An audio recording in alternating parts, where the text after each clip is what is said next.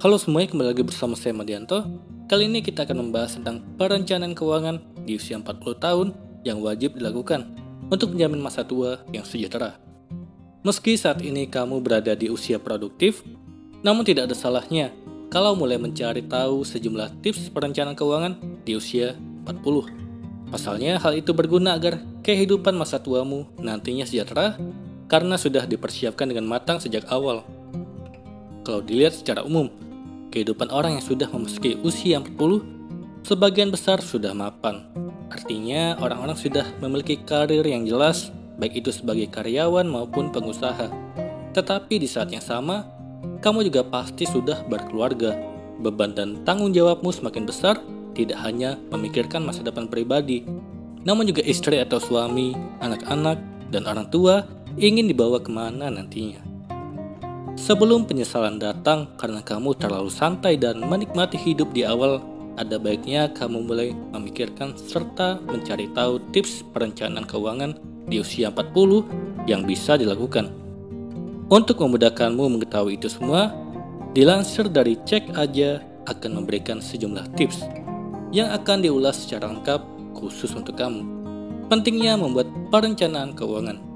Sebelum mengetahui tips perencanaan keuangan di usia 40, ada baiknya kamu ketahui dulu alasan pentingnya membuat perencanaan keuangan. Selain untuk meminimalisir risiko finansial di masa depan, membuat perencanaan keuangan juga menjadi strategi yang penting untuk kamu nikmati dalam hidup, tanpa melupakan tanggung jawab akan kebutuhan rumah tangga, tabungan, dan investasi. Pada intinya, membuat perencanaan keuangan berguna agar tujuan finansial kamu nantinya dapat terpenuhi dengan baik secara efektif dan efisien. Berbicara tentang risiko masa depan, bisa dibilang itu adalah hal yang cakupannya sangat luas. Sebab risiko masa depan bisa terjadi dalam bentuk PHK, kecelakaan, meninggal, dan lain-lain sebagainya yang bersifat buruk. Kalau kamu membuat perencanaan keuangan, maka hal-hal semacam itu tidak akan membuatmu terpuruk secara finansial karena semuanya sudah disiapkan dengan baik. Setelah mengetahui pentingnya membuat perencanaan keuangan, kini kamu akan mengetahui sejumlah tips perencanaan keuangan di usia 40. Sebenarnya, untuk membuat perencanaan keuangan, ada 3 langkah dasar yang harus dilakukan, yaitu memahami kondisi keuangan, mendata target kebutuhan, dan membuat skala prioritas. 3 langkah dasar itu dilakukan dengan mudah apabila setiap tahapannya dilakukan secara teratur, rutin, dan konsisten. Tapi sayangnya bagi sebagian orang konsisten adalah hal yang sulit dilakukan. Maka dari itu, untuk memudahkan membuat perencanaan keuangan, berikut dilansir dari Cek Aja 8 tips perencanaan keuangan di usia 40. Yang pertama, mempersiapkan dana darurat. Tips perencanaan keuangan di usia 40 yang pertama yaitu mempersiapkan dana darurat. Sesuai dengan namanya, ini adalah dana yang hanya digunakan untuk keperluan darurat. Seperti contohnya, menyelamatkan keluarga yang terlilit utang besar, renovasi rumah, keluarga sakit, atau meninggal, dan lain sebagainya yang membutuhkan dana besar. Dalam persiapan dana ini, kamu tentu membutuhkan strategi yang tepat. Dalam arti dana darurat yang dipersiapkan harus sesuai dengan jumlah anggota keluarga. Misalnya seperti ini, untuk keluarga dengan 2 anak dan sejumlah tanggungan, sebaiknya kamu menyiapkan dana darurat sebesar 12 kali dari pengeluaran bulanan. Kedua, memperbanyak tabungan dan investasi. Berikutnya, kamu juga perlu meningkatkan rutinitas menabung dan investasi. Tips perencanaan keuangan di usia 40 ini wajib dilakukan. Apalagi kalau kamu pegawai kantoran, usia 40 adalah usia yang semakin dekat dengan pensiun. Artinya kamu memiliki penghasilan tetap per bulan semakin berkurang. Oleh karena itu, kamu bisa memanfaatkan sisa waktu ini lebih sering menabung dan berinvestasi. Tentunya tidak hanya dari segi waktu saja yang harus ditingkatkan, namun nominal yang ditabung atau diinvestasikan juga harus lebih besar. Dalam kegiatan ini, tidak bisa dipungkiri pasti ada masa kamu malas untuk menabung dan berinvestasi. Maka dari itu, untuk mengatasinya, kamu bisa menggunakan sistem auto debit, yang mana sistem tersebut akan langsung memotong sebagian penghasilan kamu untuk tabungan dan investasi. Dengan demikian, semua pos yang dibuat untuk masa depan akan terpenuhi dengan baik dan teratur. Kamu pun tidak perlu lagi pusing memisahkan sekian persen dana secara manual untuk tabungan, investasi, dan kebutuhan sehari-hari. Ketiga, pintar membedakan kebutuhan dan keinginan. Bisa dengan pintar membedakan kebutuhan dan keinginan, nyatanya juga menjadi tips perencanaan keuangan yang perlu dilakukan. Pasalnya ini akan membantumu mengelola anggaran keuangan dengan lebih baik. Bukan berarti kamu pelit dan lain sebagainya, justru ini adalah bukti kedewasaan karena kamu sudah memikirkan masa depan. Dan di poin ini juga kamu harus bisa memprioritaskan kebutuhan dibandingkan keinginan. Keempat, kurangi berutang. Selain 3 hal tadi, kamu juga perlu mengurangi kebiasaan berutang, khususnya untuk hal-hal konsumtif seperti membeli kendaraan baru. Hal tersebut karena membeli kendaraan baru tidak memberikan keuntungan apapun. Justru sebaliknya, kamu akan lebih banyak mengeluarkan uang untuk perawatan mobil dan lain sebagainya. Maka dari itu, sebisa mungkin kurangi berutang. Kalaupun memang harus berutang, kamu bisa berutang untuk hal-hal yang membawa passive income, seperti membeli bangunan untuk disewakan kembali dan lain sebagainya. Itu pun dengan catatan cicilan utang harus selesai sebelum kamu pensiun. Jadi saat pensiun kamu tidak perlu lagi pusing memikirkan utang yang harus dilunasi dengan gaji pensiun yang tidak seberapa. Kelima, memaksimalkan dana pensiun. Selain mengurangi berutang, kamu juga perlu memaksimalkan dana pensiun. Seperti yang diketahui, ada beberapa perusahaan yang sudah mengalokasikan dana pensiun sejak awal yang diambil dari sebagian penghasilan karyawannya. Tetapi ada juga perusahaan yang tidak memperhatikan hal tersebut, bahkan menjadikan simpanan dana pensiun sebagai pilihan saja. Oleh karena itu, untuk memperjelas hak karyawan mengenai dana pensiun, kamu bisa menanyakannya langsung ke pihak terkait. Keenam, memikirkan rencana saat pensiun. Tips perencanaan keuangan di usia 40 yang keenam yaitu memikirkan hal apa yang akan dilakukan untuk hari tua. Tentunya selain mempersiapkan finansial, kamu juga harus memikirkan kegiatan apa yang akan membawa keuntungan namun tidak memberatkan diri sendiri. Seperti contoh, saat pensiun nanti kamu ingin memiliki budidaya ikan yang mana kedepannya bisa dijadikan investasi sekaligus passive income yang menguntungkan. Selain itu, pikirkan juga apakah hal tersebut bisa mensejahterakan keluarga di samping kamu yang memang memiliki tabungan dan investasi khusus untuk mereka. Ketujuh, mengikuti program asuransi untuk keluarga. Mengapa demikian? Karena kesehatan dan jiwa keluarga adalah hal utama yang harus dilindungi. Adapun cara yang bisa dilakukan yaitu dengan mendaftarkan anggota keluarga ke asuransi jiwa dan kesehatan. Itu juga menjadi langkah antisipasi terbaik dari segi keuangan. Apabila kamu selaku kepala keluarga sekaligus pencari nafkah utama meninggal, di luar itu asuransi kesehatan karena dapat menanggung semua biaya perawatan dan pengobatan selama anggota keluarga yang didaftarkan sakit. Kedelapan, membuat daftar aset. Tips perencanaan keuangan di usia 40 yang terakhir yaitu membuat daftar aset. Ini juga menjadi hal yang harus kamu pikirkan dan lakukan sejak awal, terutama mengenai pembagian harta ketika nanti kamu meninggal dunia. Dalam membuat daftar aset ini, tentunya kamu tidak bisa seorang diri. Perlu keterlibatan notaris untuk mencegah konflik yang terjadi antar keluarga di kemudian hari terkait pembagian harta. Itulah sejumlah tips perencanaan keuangan di usia 40. Cara menghindari 4 kebiasaan pengeluaran yang membuat keuangan kita tidak sehat. Ada banyak kebutuhan yang harus kita penuhi dalam hidup, dan setiap kebutuhan itu perlu uang. Tapi jangan sampai kebablasan menghabiskan uang, sehingga uang kita tinggal sisa sedikit sekali. Padahal gajian untuk bulan berikutnya masih sangat jauh. Kalau hanya terjadi 1-2 kali dalam setahun, itu tidak masalah. Tapi kalau keterusan, hal ini bisa berbahaya bagi keuangan kita. Mari kenali beberapa kebiasaan pengeluaran yang bisa membuat keuangan kamu tidak sehat. Yang pertama, membelanjakan uang yang di luar rencana. Kebiasaan mengeluarkan uang yang satu ini biasanya muncul karena menjalani hidup yang kurang teratur. Misalnya, kamu jadi keluar uang untuk membeli sarapan karena bangun kesiangan. Padahal kalau kamu bangun tepat waktu, kamu bisa menyiapkan sarapan di rumah. Membuat sarapan sendiri akan lebih hemat dibandingkan beli di luar. Supaya uang kita tidak habis untuk hal-hal yang di luar rencana, kunci utama adalah melatih diri supaya kita lebih disiplin dan konsisten. Kedua, membelanjakan uang karena orang lain juga begitu. Kebiasaan pengeluaran yang satu ini sering terjadi karena pengaruh lingkungan. Ketika kumpul bersama teman, kamu jadi ikut membeli snack atau minuman yang sebenarnya kamu tidak terlalu ingin atau tidak memiliki rencana ingin membelinya. Rasanya tidak enak kalau kamu sendiri yang tidak jajan. Atau kebiasaan pengeluaran ini bisa juga karena kamu ingin membuat teman-teman kamu terkesan. Jadi kamu membeli sesuatu yang sebenarnya tidak perlu. Hubungan dengan sesama memang penting, tapi kamu perlu mempertimbangkan dampaknya terhadap kondisi keuangan.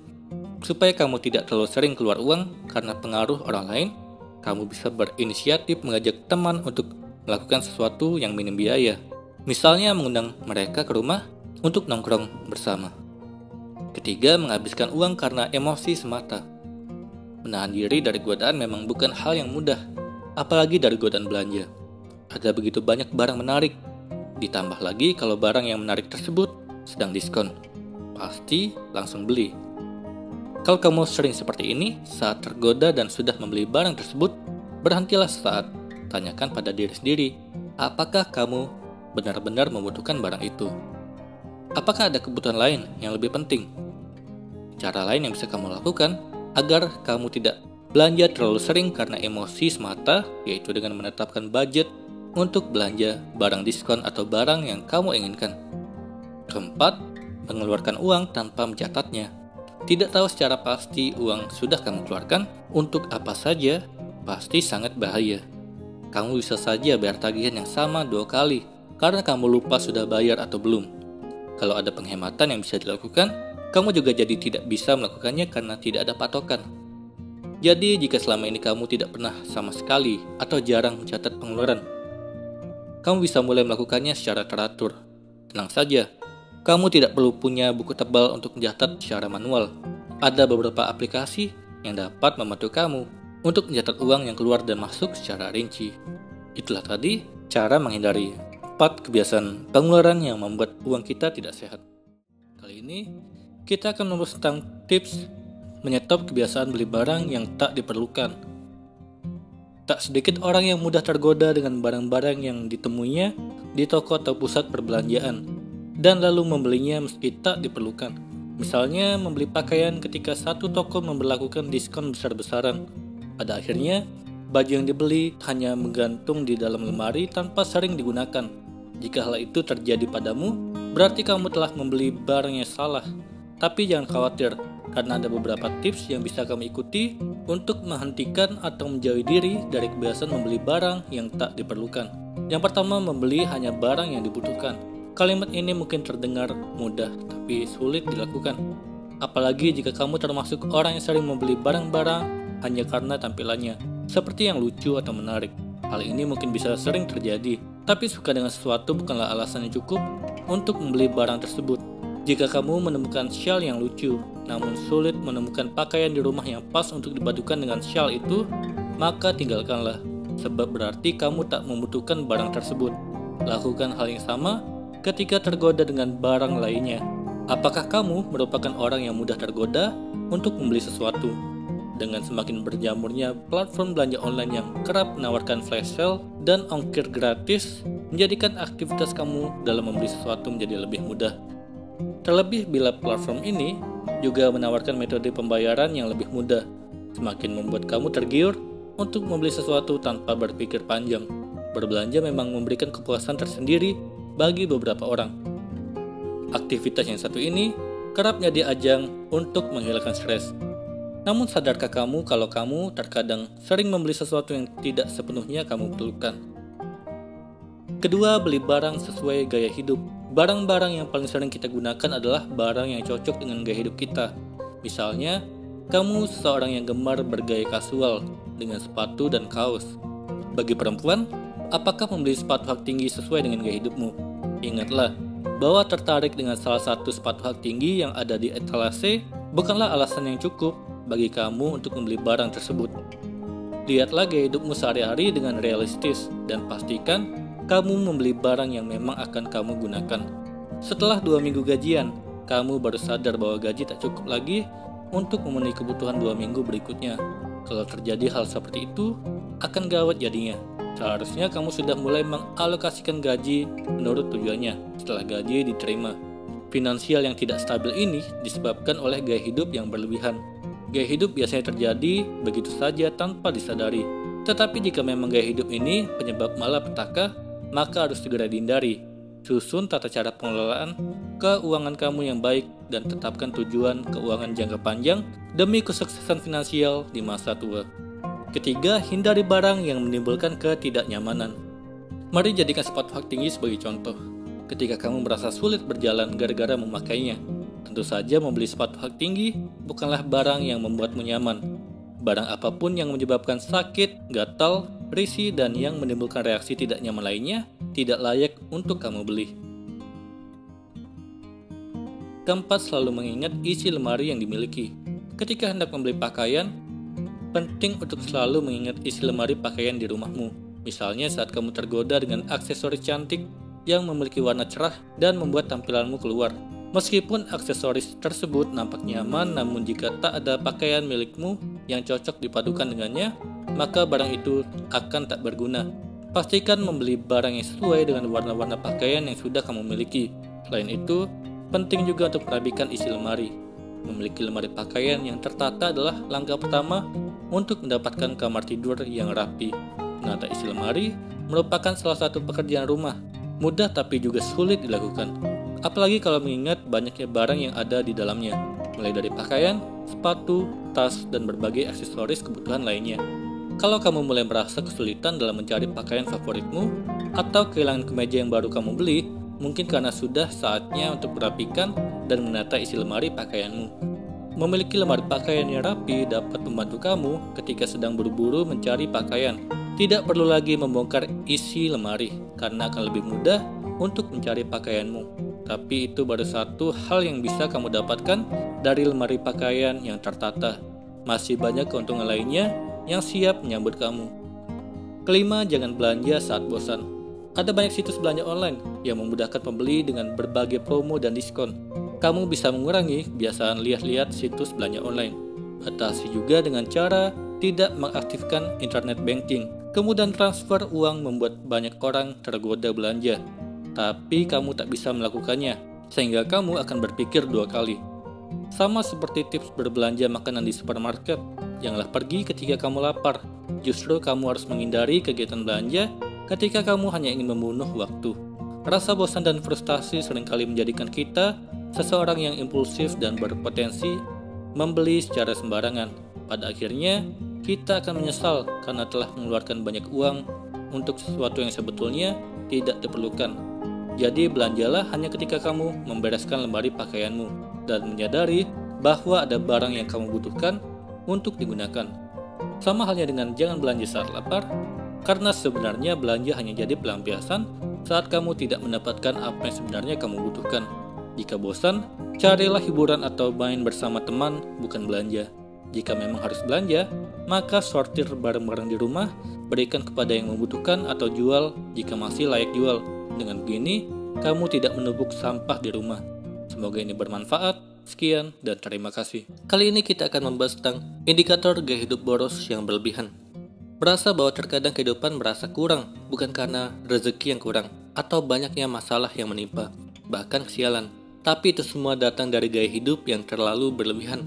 Hal ini menyebabkan kita mengalami kesulitan, keuangan, dan juga krisis ekonomis serta masalah lainnya, yang justru membawa kita ke lubang kesengsaraan sendiri. Sehingga untuk kamu yang ingin merubah diri, mungkin bisa menengok sedikit saja gaya hidup yang sudah dikategorikan berlebihan. Apa saja?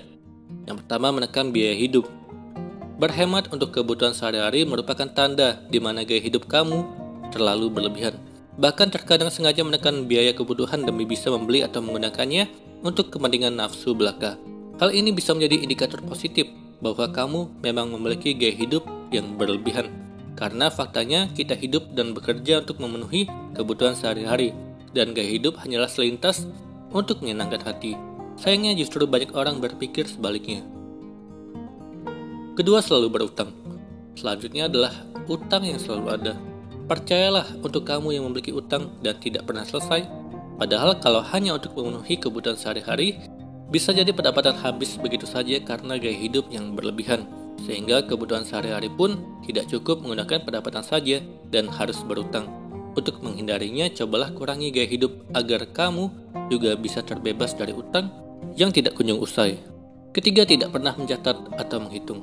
Apakah kamu merasa bahwa uang habis begitu saja, tanpa merasa atau tanpa tahu kemana uang tersebut habis? Maka hal tersebut bisa menjadi indikator gaya hidup yang berlebihan. Apakah kamu tahu bahwa mereka yang boros pasti tidak pernah mencatat kemana saja uang tersebut lari? Selain itu, kemana saja uang itu digunakan, umumnya atau layaknya dicatat agar kamu bisa menghitung anggaran yang habis. Tetapi mereka yang boros pasti membiarkannya begitu saja. Hal seperti ini menandakan bahwa sebenarnya uang tersebut habis untuk bersenang-senang dan kamu tidak tahu kemana uang tersebut lari. Karena bersenang-senang tanpa ada batasan juga termasuk salah satu gaya hidup yang berlebihan, yang tentunya dapat membawa dampak buruk pada keuangan. Keempat, tidak memiliki uang tabungan. Apa itu tabungan? Apa juga investasi itu? Pasti sebagian orang yang memiliki gaya hidup berlebih membiasakan mereka menghabiskan uang tanpa ada batasan untuk menyebabkan mereka menjadi kesulitan uang ketika butuh.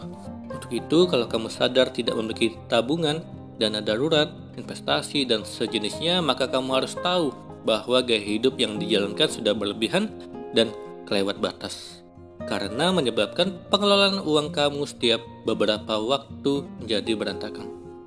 Kelima, aturlah gaya hidupmu. Memang kalau membicarakan gaya hidup tinggi akan sulit dipisahkan dengan cara hidup generasi saat ini. Namun kalau kamu orang yang bijak, tidak ada salahnya sesekali bersenang-senang dan menikmati waktu untuk bisa bersantai bersama orang yang disayang, jalan-jalan, traveling, dan berbagai tujuan lainnya. Namun perlu diingat bahwa kebutuhan hidup justru adalah hal yang paling utama, bukan malah gaya hidup yang harus ditonjolkan, terutama karena gengsi atau karena status sosial. Karena manusia zaman sekarang cenderung lebih bijaksana dan lebih jelas dalam mengelola hidup mereka. Karena itu jangan mau kalah dan justru dipecundangi dengan rasa gengsi tidak memiliki gaya hidup yang tinggi. Itu tadi indikator gaya hidup yang boros dan berlebihan. Semoga ini bermanfaat. Sekian dan terima kasih.